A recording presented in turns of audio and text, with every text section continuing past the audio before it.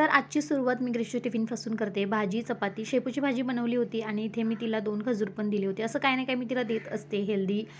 आणि त्याच्यानंतर ग्रेशू स्कूलला गेली, हे जॉबला गेले. नाश्ता वगैरे झाला. अजून थोडंसं आवरायचं होतं घरातलं, पण म्हटलं आता पेंडिंग कामं आज पूर्ण करूया, टाईम आहे तर आपल्याकडे.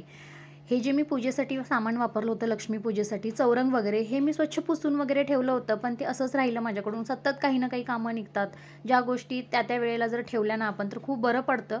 पण ह्या वेळेला माझ्याकडून खूपच लेट झाला हे सगळं ठेवायला वरती.